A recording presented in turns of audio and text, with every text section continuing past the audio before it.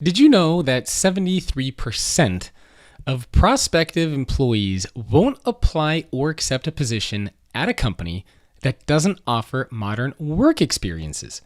If you want to learn more, visit vmware.com/employee-experience.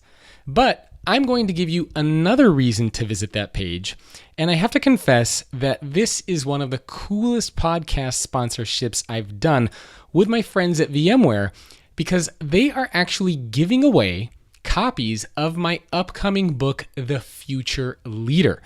And this is where I interviewed over 140 CEOs around the world to figure out what it will take to be a leader in the next decade and beyond. They're giving away a limited number of copies, so if you want one for free, then again, make sure to check out vmware.com/employee-experience to claim yours. So my definition of old school leader and new school leader is someone that can, in their day-to-day, look back and say, I feel comfortable and I feel happy and I feel successful because I made ordinary people do extraordinary things, or I made ordinary people just do phenomenal things. And I think that applies to both old school and new school. And if you combine that with what we define as future fit leaders, there's people that get it and there's people that don't get it. That's Daniel Martinez-Valle, the CEO of Orbia, a global leader in polymers, materials, and infrastructure. Orbia has over 22,000 employees in 41 countries around the world, and they are committed to help the world take shape and create a more livable, lovable planet for everyone. The company has been undergoing a massive transformation, including a recent name change from Mexichem to Orbea. And in today's discussion, you will hear Daniel explain why the company is going through this change and how they are going through it. The company is doing a lot of really cool things that I haven't seen or heard of before. Today you will hear how you can help your employees find purpose, how purpose and profits can align, Daniel's advice for what anyone who wants to be a better leader can do, how to go through a major shift in corporate culture, what an impact mark is, and much more. Statistically, maybe on average, 25% of people that can adapt to transformation, 25 people that can be actively disengaged, and 50% that is in the middle. But when we really do this in a holistic way, when we really make sure that people feel that they actively participated in all these processes, I think we can really move the needle in terms of that 50% that is not really sure if they want to be actively disengaged or truly engaged. And this is what we're seeing. We're seeing a lot of our leaders very enthusiastically embracing this journey. And I think it's our job as leaders to make sure that we maximize the probability of having as much people as possible at any level in the organization embracing this transformation journey. This is Jacob Morgan, best-selling author, speaker, and futurist. Welcome to the Future of Work podcast, where every week I speak with C-level executives, business leaders, and authors to explore how the workplace is changing and what the future of work is going to look like. The goal of this show is to give you the insights, the ideas, and the inspiration to help future-proof your career and your organization. If you want to get access to more content, such as podcast transcriptions and information on working with me or having me keynote your next event, you can visit my website at thefutureorganization.com. If you want to take your education even further by getting access to courses that explore these themes in more depth, then check out futureofworkuniversity.com. Also, if you get a few seconds, please rate and review the podcast on iTunes or whatever your preferred channel is. It really helps the show, and I personally appreciate it, since the podcast does take quite a bit of effort to produce. In case you're interested in sponsoring the podcast or working with me, my email is jacob@thefutureorganization.com. Welcome, everyone, to another episode of the Future of Work podcast. My guest today is Daniel Martinez-Valle, the CEO of Orbia. Daniel, thank you for joining me. Thank you for having me, Jacob.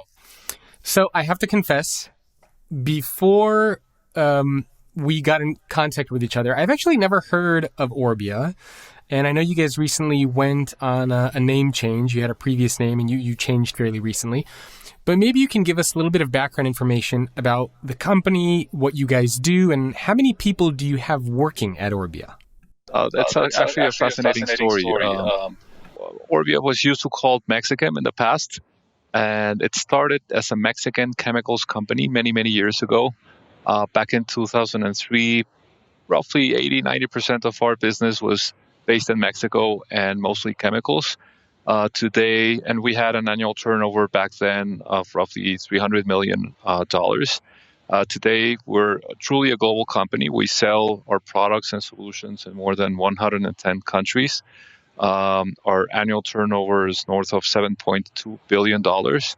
And we operate in different industries ranging from precise agriculture to building and infrastructure and datacom. And we're very excited to have launched a few weeks ago the new name, the new narrative, a new corporate team, a new strategy.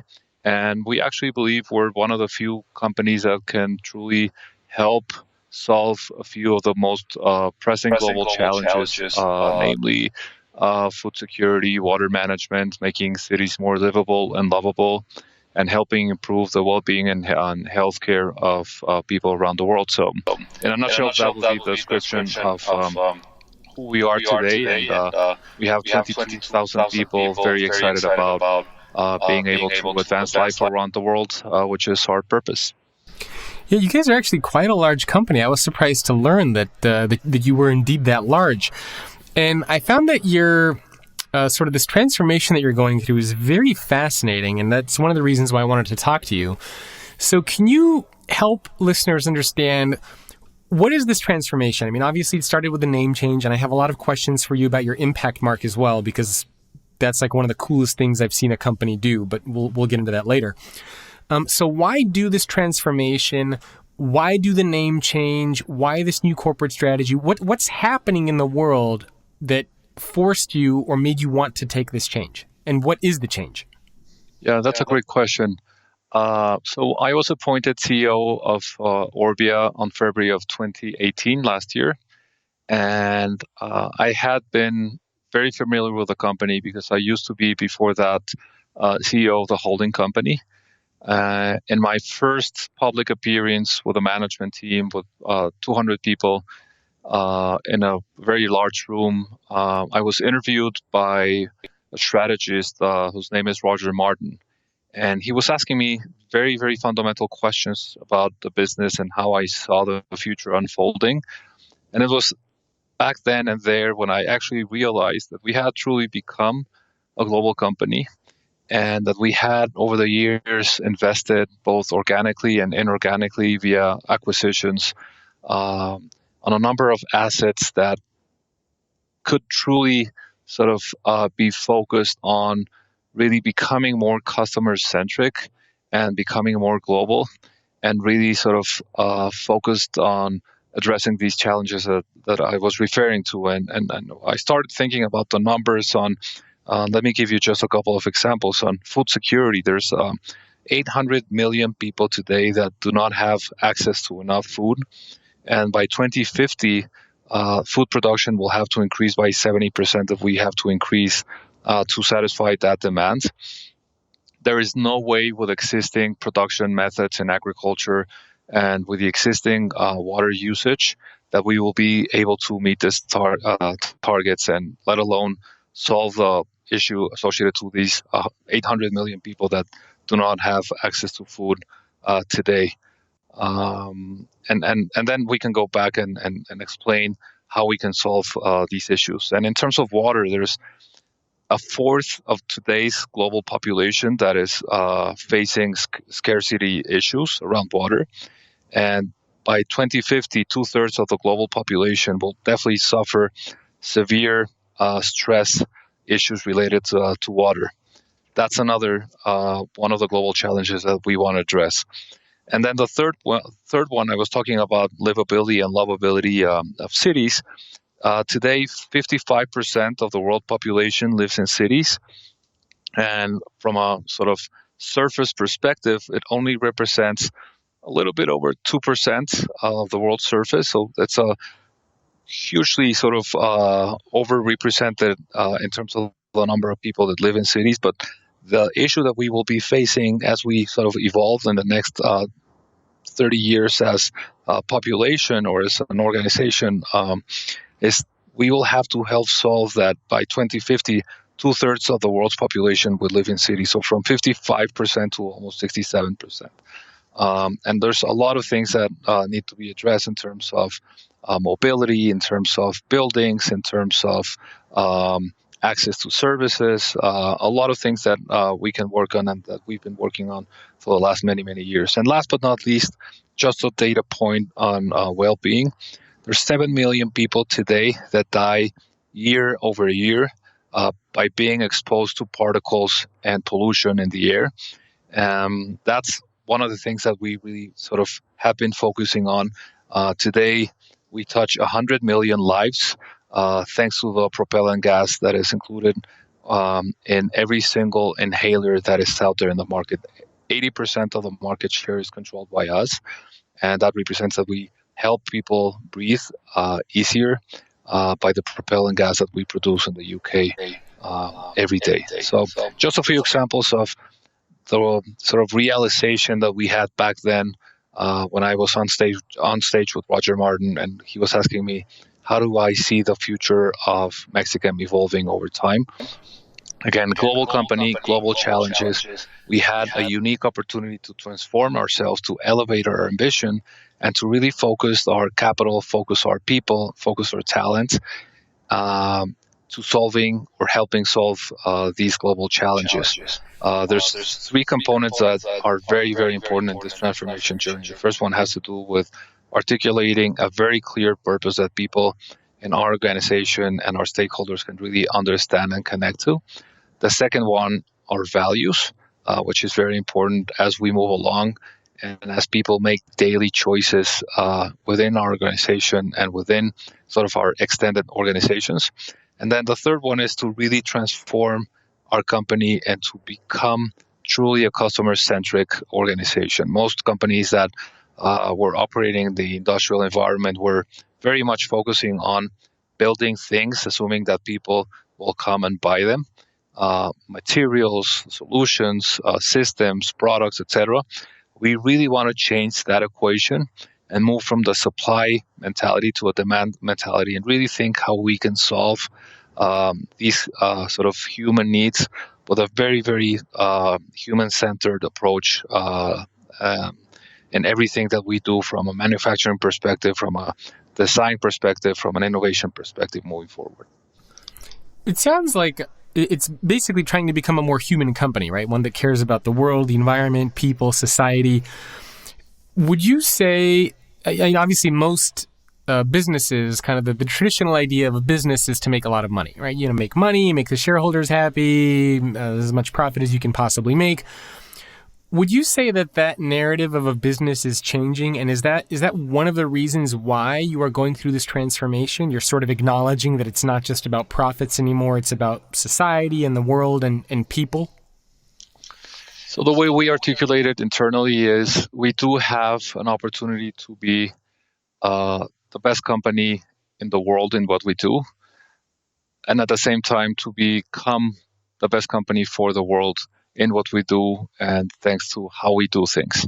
And again, you were referring to our impact mark, but a very, very quick summary of why we don't see our logo as a traditional logo is because we really want to be transparent and show to the world that we're really focused on people, profit, and planet through different metrics.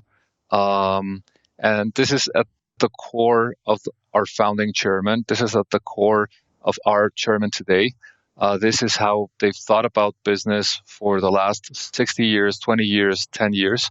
The controlling group that founded Mexichem had already been very much focused on making sure that they were doing the right thing in terms of the environment. They were really doing the right thing in terms of people. And obviously, they were doing the right thing in terms of delivering shareholder returns for companies that were publicly traded, and shareholder return for companies that at that point in time were not publicly traded. So this is something that we don't see as an exercise in which we will have posters on the walls in all these sort of countries where we operate, talking about our purpose and talking about our values. This is deeply enrooted in our DNA. This is deeply enrooted in the way we do business and in the way we make daily choices. And this is something that was part of the DNA all the way coming back all the way from when the company was founded many years ago, more than 60 years ago. We're articulated in a more clear way. Probably we have elevated the ambition. And I think it's very clearly reflected in our impact mark. But it has been for many years part of who we are and part of our DNA. One of the coolest things that and I don't know if you guys are the only company that have done this or if other companies have an impact mark. I've never seen or have heard of this before, but when I learned about it and you guys were doing it, I thought it was completely fascinating. So can you share what this impact mark is? It's not a traditional logo. So what is the impact mark? How does it work? And what are the 6 areas that shape the impact mark? Yeah, so there's 3 major areas, as I was mentioning before. People, profit, and planet. That's the easiest way to articulate it. We believe that we're the first corporation that has what we call a living or organic logo that evolves over time. So today we have 3 lines that maybe look a little bit amorphous, almost like an amoeba. Every single line represents, each line represents a year, so 2016, 2017, and 2018. And we decided, based on a number of conversations, workshops, and surveys with hundreds of employees, what are the most material metrics that represent people, profit, and planet in terms of the impact that we want to have moving forward.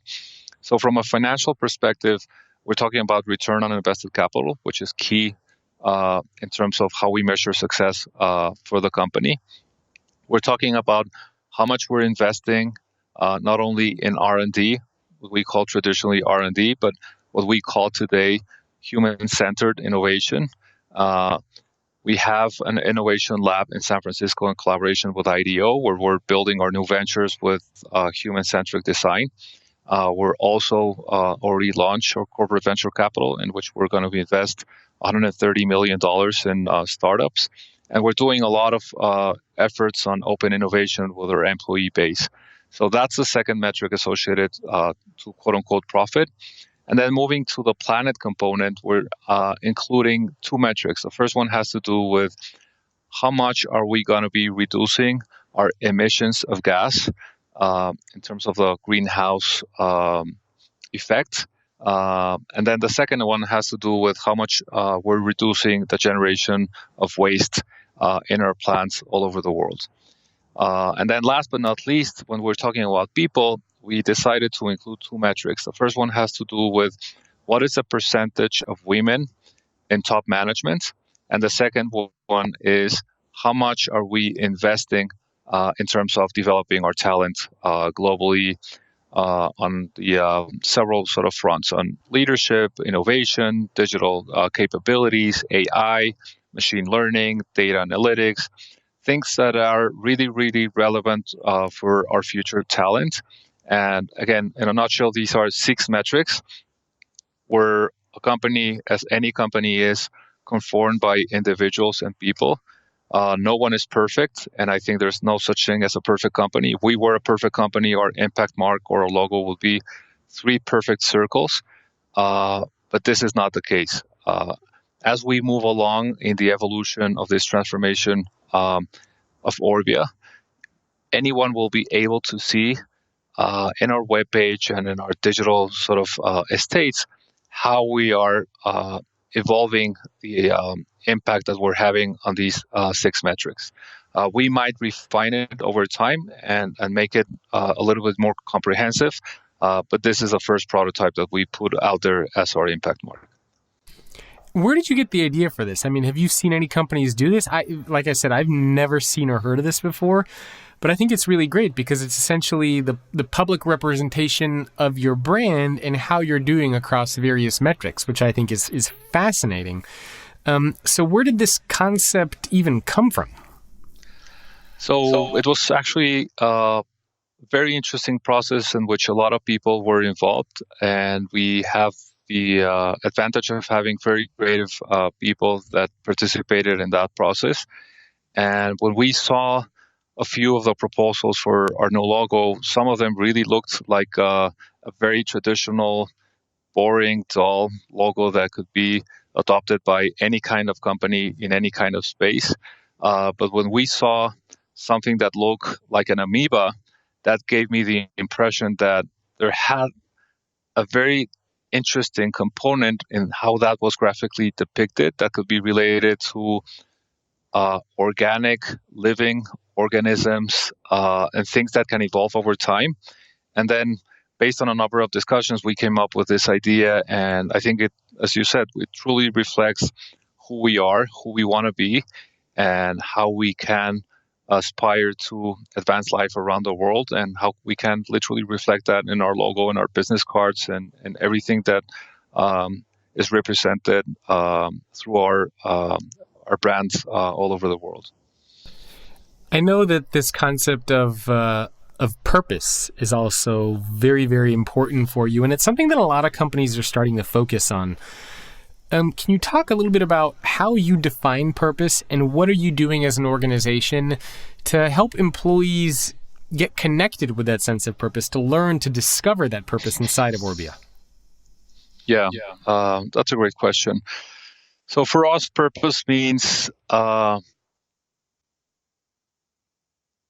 is the fundamental reason why we exist and why we come to work every day, beyond sort of generating profits, generating dividends, or having the ability to pay sort of bi-weekly or weekly wages. Why would people care if Orbia ceases to exist 5 years from now or 20 years from now? Why do we matter?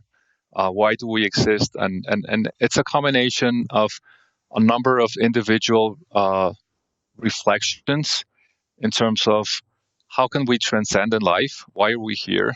And how can we make sure that in our final hours, we can look back and say, at least one life could breathe easier because we lived. And when we combine that as a collective, and when we move from a me mentality to a we mentality, that's what purpose means. Why do we matter? And why do we exist beyond profit? And I mean, I'm sure you've been exposed to hard data all over the world in terms of companies that are really purpose-driven, companies that are not putting their purpose statements on the walls, similar to what happened 20 years ago, 30 years ago. You saw mission, vision statements in manufacturing plants and in corporate offices. We do believe that we can't solve the world's biggest challenges alone, but we can take a collaborative, and this is a me to we, a human-centered approach, which is what we were discussing before, to building a better future for everyone. And that is what marked our definition of purpose. And that's why we all believe that our purpose as Orbia is to advance life around the world. We implemented a very, very ambitious program internally to really activate purpose, to really sort of make sure that everyone understood via workshops and via sort of fun events all over the world in which people could connect to this. This is not something that we came up with in a closed room in San Francisco, Mexico City, Boston, or Tel Aviv with a bunch of consultants. This is literally the product of discussions, surveys, workshops, and meetings with literally thousands of employees worldwide, where they now can see the purpose written on the walls, and they can feel that their DNA is embedded in that purpose statement. So that's very important in terms of being able to effectively and efficiently activate our purpose moving forward. And people understand that that is part of our culture, and that is our North Star in terms of how we are going to be allocating capital, how we're going to be allocating people, how are we going to take fundamental decisions and daily choices in terms of risk mitigation. And this is very important. And it's when you look at the metrics and compare the S&P 500 returns versus the returns that companies that are truly purpose-driven, it's a difference between 211% versus 300%.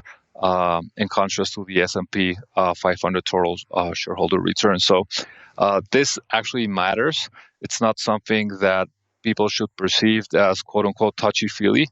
When companies really embrace their purpose and employees really embrace their purpose, at the end of the day, the impact in terms of profit, but also, and more importantly, in terms of people and planet, because we have to create this perfect combination of having an impact not just on one of these metrics, but on the three, we can really move the needle on the three different axes. No? Very cool. And can you talk a little bit about how does purpose manifest inside of Orbia? So I know you're going through a lot of different programs, but maybe you can talk a little bit about what some of those things are. So for example, are you changing the way that you think about leadership? Is this being a part of the onboarding program, or how you hire or interview employees, training and development? How is this focus on purpose actually manifesting itself inside of Orbia? So I think it manifests in all of the above. Things that are probably not very visible, but decisions in terms of what kind of cars should the company sort of give to employees. Are we talking about traditional cars, or are we talking about hybrid and electric vehicles? What kind of investments are we thinking of in the future? Are we thinking of building businesses that are best in the world, or just best in terms of EBITDA, or best in terms of return on invested capital? We really need to make sure that sort of we have the right evolution in terms of our impact mark. Things like the kind of talent that we bring to the company, things like the training programs that we have. We had a fantastic training program for 45 executives a couple of weeks ago in Stanford, and the definition of the program was future fit leadership, and it was all about how leaders have to be future fit, how leaders have to be customer-centric, and very importantly, how leaders have to be purpose-driven. So in every single choice, every single decision, how we show up to work, what kind of investments we make, and how do we want to mitigate risk moving forward, the purpose is our true North Star. I love it. So not to promote anything, but you said future fit leader. This is exactly why. So I have a book that's coming out in January, specifically called The Future Leader, that looks at what it will take to be a leader in the year 2030 and beyond. And so it's specifically, like you said, to figure out how do we create future fit and future ready leaders. So I really love that you're actually using that language internally, and that's kind of a big emphasis and a focus for you. I think far more companies need to be thinking about what is leadership going to look like in the future instead of just what it looks like today. So love all the work that you guys are doing around this. So speaking of purpose, I guess you have a corporate purpose and you have the individual purpose for the employees. How do you help employees find that purpose? I mean, what if an employee says, I don't know what my purpose is. I don't know what I'm doing. I'm just kind of here working. How do you help them figure out what that purpose actually is? That's a great question, and let me tackle it in two ways. The first one is Orbia is a combination of 5 different businesses that touch 5 different customer bases all over the world. Let me just mention a couple. The first one is our precise irrigation or precise agro business, which is called Netafim. This was a company that was started more than 60 years ago in a kibbutz in Israel. And it was basically founded based on the invention of the drip irrigation technology, which has made Israel what it is today and transformed it from a desert into a blooming place all over Israel. Netafim, which is this company, has its own purpose, but it has to have a nested purpose that is fully aligned with Orbia's purpose. So if you think of how we think about our purpose, we are talking about how we want to deliver on our promise to advance life around the world. And then we take it to our precise agribusiness, which is grow more with less. Just to give you one specific example. In Mexico, the average yield for corn is 3 tons per hectare. We have customers that have 17 tons per hectare and are reducing their water consumption by 80%. That's a perfect example of how we can grow more with less water, with less labor, with less nutrients, with less pesticides. And this, again, when you have a nested purpose that is perfectly aligned with the corporate purpose of advancing life around the world by growing more with less, people can really understand that. That's one. And then the other one is, how do we make sure that people can connect their own way of understanding how they can transcend in life individually? How can they transcend and leave a legacy as a team? In what way they do in a few hours a day, in a lot of hours a day that they spend in the company. We engaged, as I was saying, thousands of employees in workshops that were very much human-centered in terms of the process and the methodology, by asking them questions, by using what we call a purpose wheel, and by making sure that we understood what ticked each one of them, what made them excited about how they connect their day-to-day activities to their possibility of leaving a legacy. And then we rolled that up in terms of our sort of corporate purpose, and that's the same exercise that we did with our 5 business groups. What is a purpose wheel? I heard you mention that. I'm quite curious.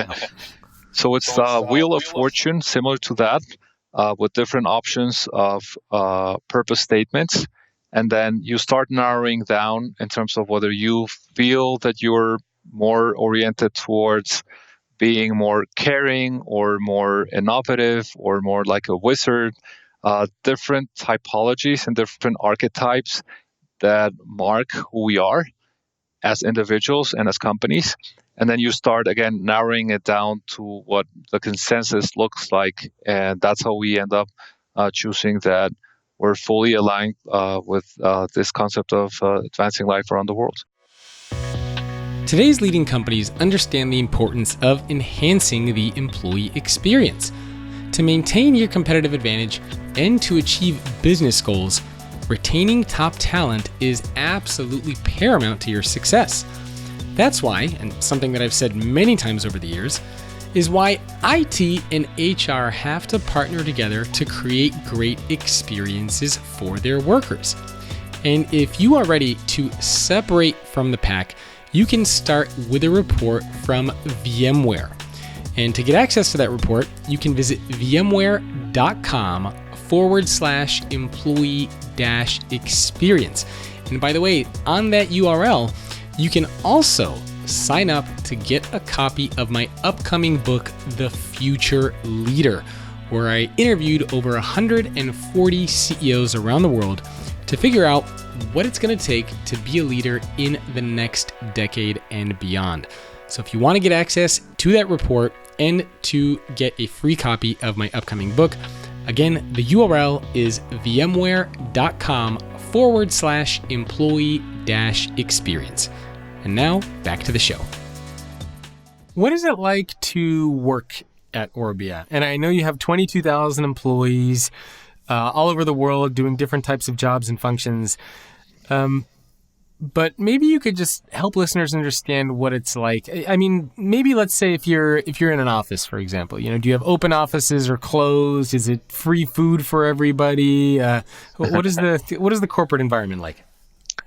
So that's a great question, because that's our transformation journey has been literally holistic. It's not just about changing the name or changing the team or changing the strategy, the narrative, the webpage.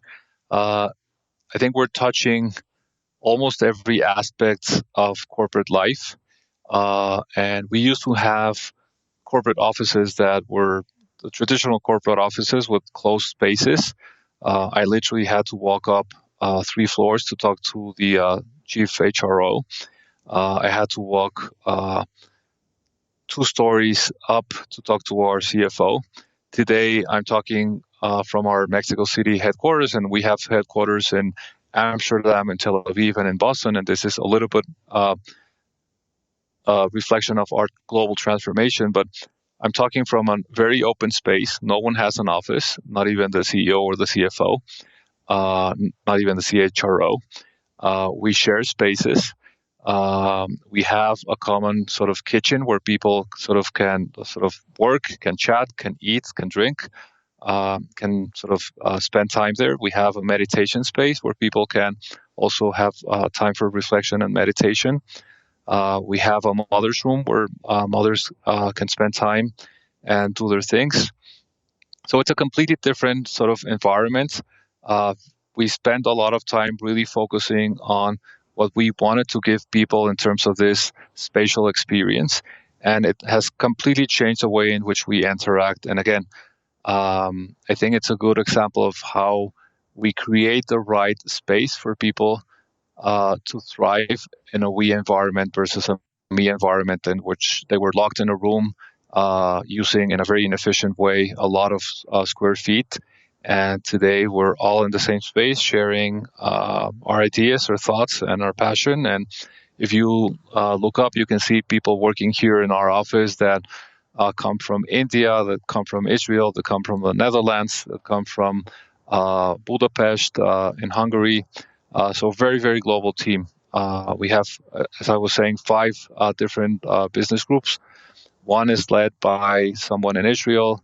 The other one is led by someone in Hungary. The third one is led by an individual in the Netherlands. The fourth one is led by a colleague in Boston, Massachusetts. And then the fifth one is led by someone in Mexico. So truly global company, truly global headquarters in 4 different cities across the world, and very open space and collaborative. Again, trying to foster this we mentality and staying away from a me siloed mentality. So how do you make that shift? I mean, is part of it also how you incentivize and you reward and bonus employees as well? Because I know that that's something a lot of companies struggle with, right? How do you go from focusing on the individuals to focusing on the team to focusing on the company? So how do you change that culture? I mean, have you made any like processes or policy changes to reflect that? So yes, I think it has to be reflected again in the space and then the environment, the physical environment, in the incentives, in the kind of leadership that we bring in the training programs, in the compensation schemes, in how we show up as leaders and how we make daily choices. Everyone in the organization has access to my email account, and it's me responding to every single email that I get from people from India, from France, or from any corner in the world where we have people working and advancing life around the world. So again, I think the very basic analogy that I give very colloquially to people is, if this were acupuncture, we have to insert a needle in every single pore of the skin. And if this is not sort of a truly holistic process, then the transformation will not be effective down the road. So in everything that people see and every interaction, they need to feel that they need to see this transformation in order for this to be real. And at the end of the day, it has to transform itself into a social movement. It's not something that people in corporate offices can say, this will happen. People have to embrace what are our values, what is our purpose, where do we want to take the company, how do we define success, how are we going to make sure that we're making the right choices, how are we going to embrace failure, and how are we going to change a culture in order to make this transformation happen. And if I am one of those 22,000 employees, how do I need to understand my role in this transformation journey? And then that's when it becomes a social movement. Yeah, fair enough. Well, I know that internally you're also focusing a lot on retraining and upskilling in your employees and your workforce. Can you talk a little bit about what you're doing there and how that works? So I think the most basic aspect of the retraining is what we were discussing before about transforming an organization into a future fit organization that is customer-centric and that is purpose-driven. But let's focus on future fitness. And this has a lot to do with what people call ambidexterity in organizations. And the way in which we have simplified our concept of future fitness is how can we make sure that everyone understands that we have to excel in both the optimizing for today and the optimizing, cultivating for tomorrow. We have every single one of us have been trained and have been educated in a world where you go to a plane and you're a 2-year-old and you can only have either fish or chicken, but you were never told when you were a 2-year-old in a plane that you could actually have fish and chicken. That, in a way, is a Cartesian model that is very Western dominated, in which everything is a creative tension between should I do this, A, or should I do this, B? And most of the organizations out there and most of the leaders have traditionally been working in an environment in which their natural reaction is, I can only do the optimizing for today, and maybe. This means managing inventories, managing people, hiring people, looking at sort of the sales compensation, talking to customers. But don't tell me that on top of this, I need to cultivate for tomorrow, which means what am I doing in terms of building new ventures? What am I doing in terms of talking to startups? In terms of thinking of the future of talent? What am I doing in terms of really investing in new applications, new business models, doing digital, doing AI, doing machine learning? I don't have time for that. 90% or 99% of the executives and employees have a natural tendency of saying, I can't do both. It's either A or B. Our definition of a future fit leader is a leader or an employee that can actually undertake anything that has to do with both optimizing for today and cultivating for tomorrow. And that is a key component in which we can feel comfortable that 5 years from now and 10 years from now, 20 years from now, will not end up being a Kodak or a company that becomes obsolete because we were focused only on the supply side of what we do and not really caring about what our customers need and what our customers really want. We are really focused on making choices that are marked by our purpose, and we're really focused on making sure that we are a relevant company over time. And that's our sort of very simple definition of what future fitness means for a leader or an employee or an organization. And how does the actual training work? So is this like a global-wide initiative for all of your employees? Do they take courses? I mean, how does the actual upskilling or training part of this happen? So it's a combination of upskilling our existing workforce and also bringing in different talents. So we have now our human-centered innovation team is based in Israel. We brought in someone that is running our corporate venture capital arm. Again, we have innovation lab in collaboration with IDEO with very, very different capabilities and very different talent to what we were used to from an R&D perspective. We have people joining us in every single sort of part of the world. We have a new person in Oman running our datacom business. So again, it's a combination of upskilling existing talent, but also bringing new talent and exposing our historical sort of talent with historical capabilities to these new ways of thinking and solving issues and addressing problems all over the world with our customer bases. What role do leaders play in all of this?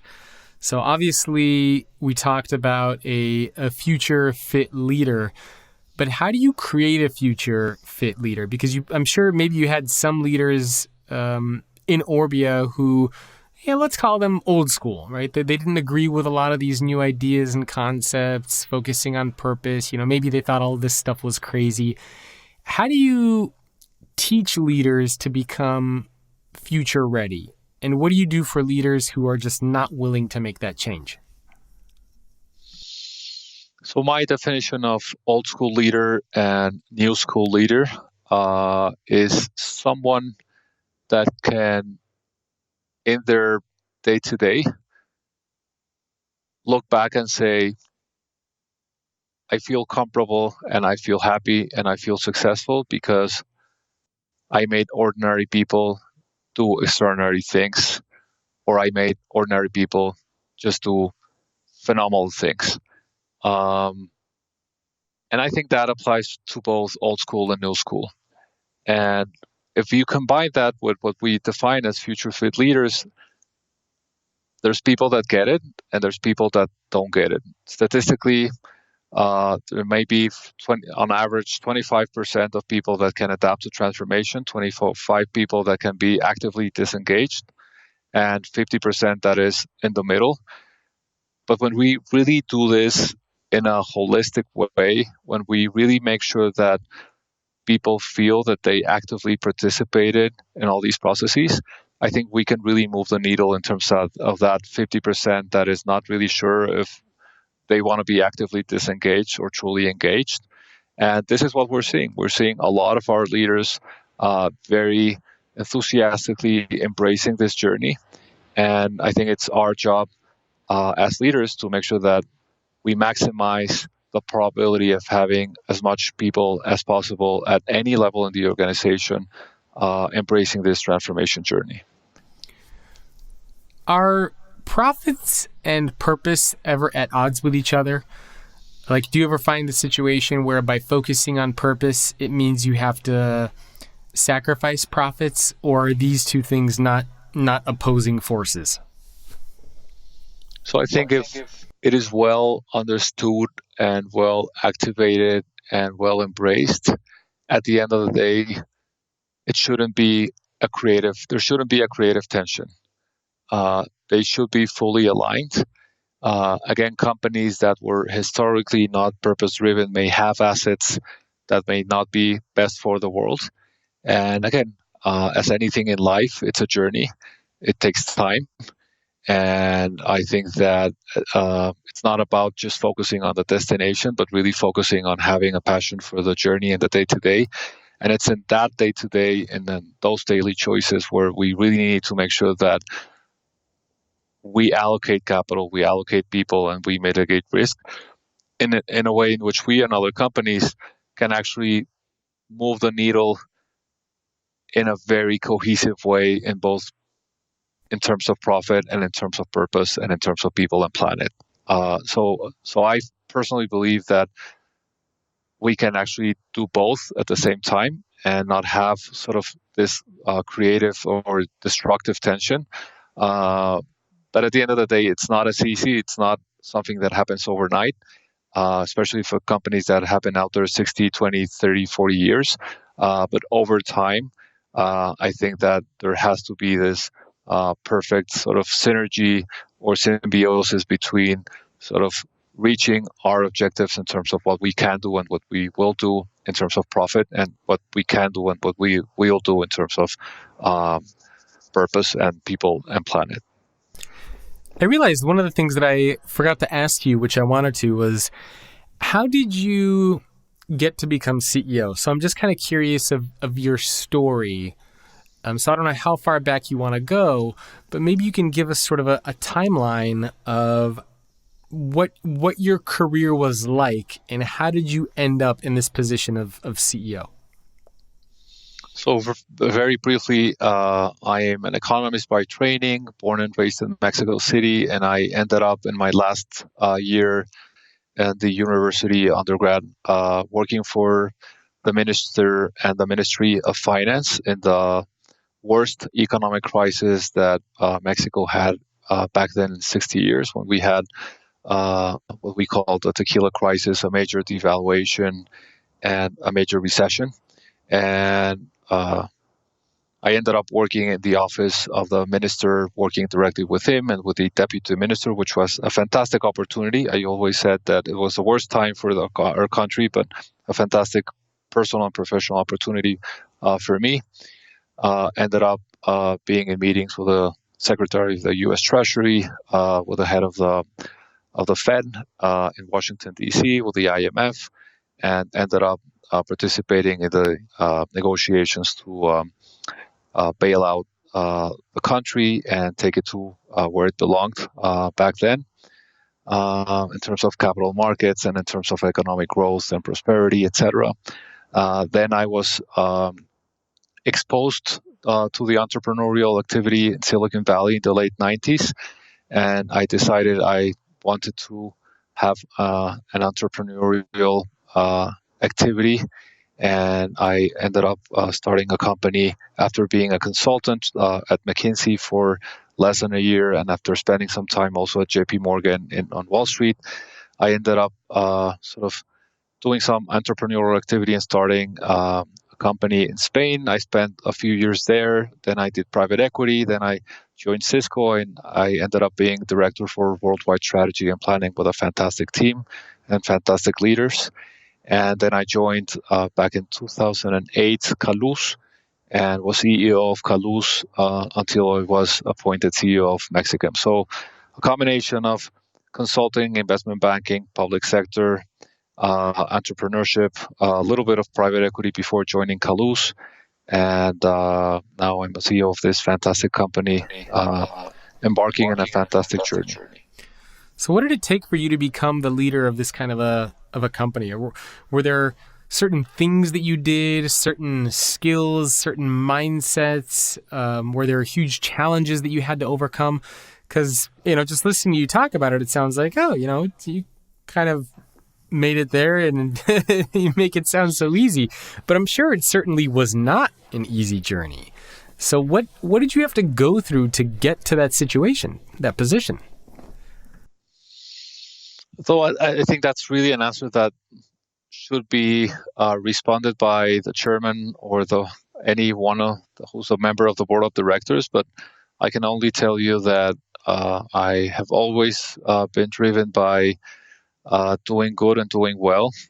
I've always been very intellectually curious in terms of moving from the public sector to the private sector, figuring out what Wall Street is all about, figuring out what management consultancies, what it's all about, and figuring out what being an operational person is about. And really, at the end of the day, when you combine all those experiences and when you see that you have a unique opportunity to sort of solve or help solve in collaboration with other companies, with other NGOs, with a fantastic team, help solve these challenges we were mentioning at the beginning of our conversation. Hundreds of millions of people that do not have access to water, hundreds of millions of people that do not have access to food, millions of people that don't have access to clean air, and a lot of opportunities in terms of being able to live in sort of a different kind of urban environment that is, again, more livable and lovable.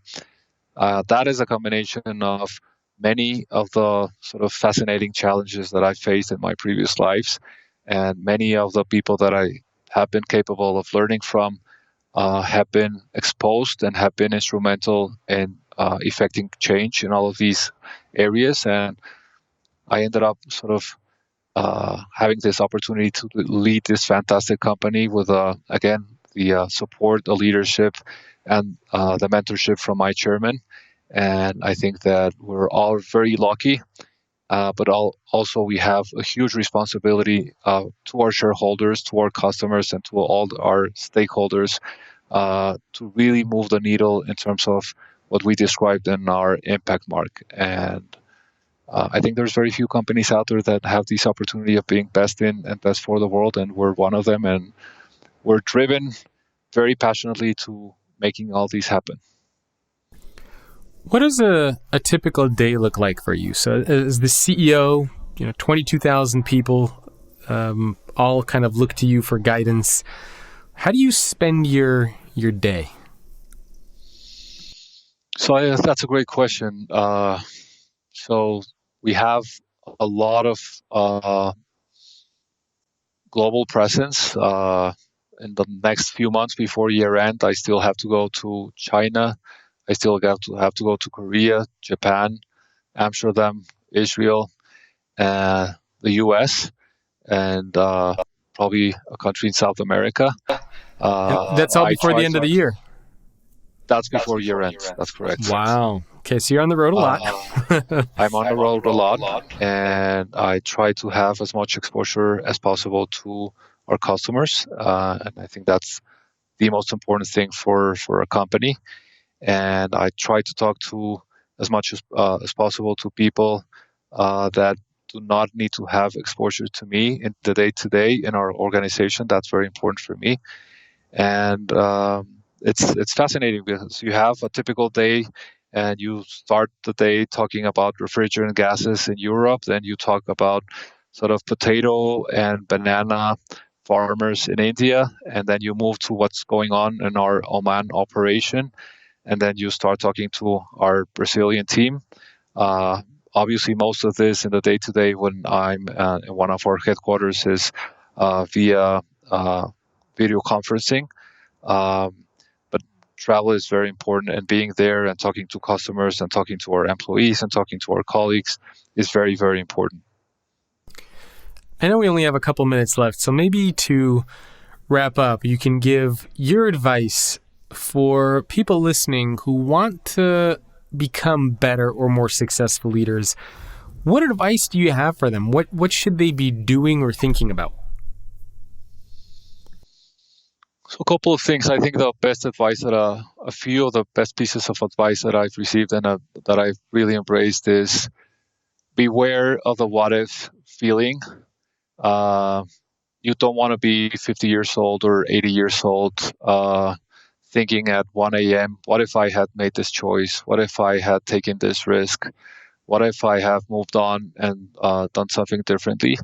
So really beware of the what if feeling at any point in your life and in your careers.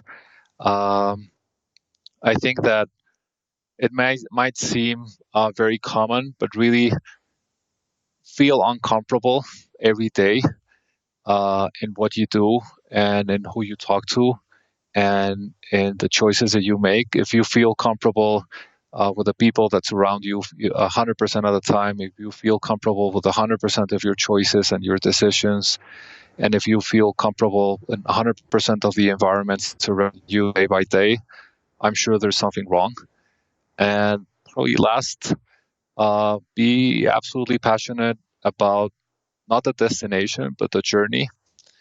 And bear in mind that everyone in life is fighting a battle, and you have to feel empathy for everyone that surrounds you. And people may come across as arrogant, people may come across as nervous, people may come across as not diligent.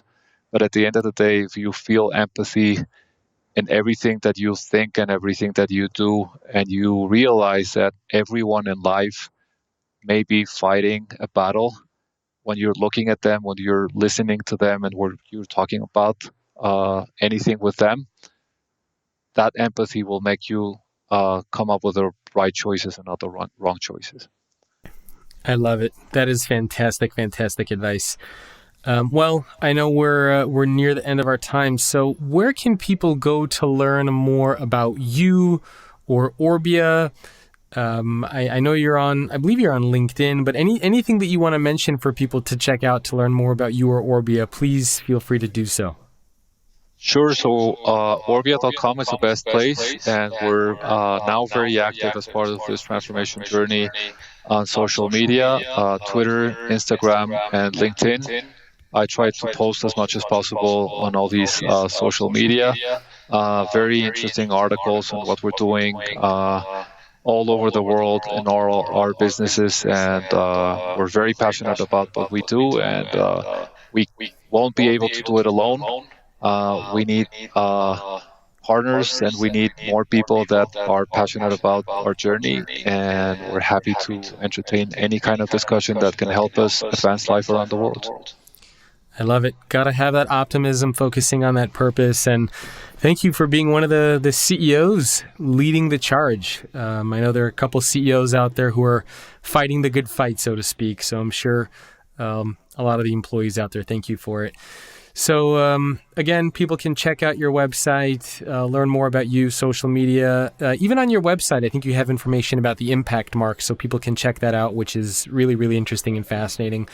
And Daniel, I just want to say thank you again for taking time out of your day to join me. Thank you, and it's an honor to be part of your podcast. Thank you. I appreciate it. And thanks everyone for tuning in. My guest again has been Daniel Martinez-Valle, CEO of Orbia. Please, please, please make sure to check him out, the company out on social media, learn about what they're doing. Purpose is a very noble cause, and I will see all of you next week. Thanks for tuning in to the Future of Work podcast. I hope you enjoyed the show. Please do me a favor and rate and review the show on iTunes or whatever your preferred podcast platform is. And remember, if you want to take your education even further by getting access to courses based on some of the themes that I explore in this show, then check out futureofworkuniversity.com. If you're interested in being added to my newsletter, you can do that by visiting thefutureorganization.com/newsletter. And you can also get in touch with me directly if you have any inquiries for podcast sponsorships, working with me, or having me keynote your next event. My email is jacob@thefutureorganization.com. I will see you next week.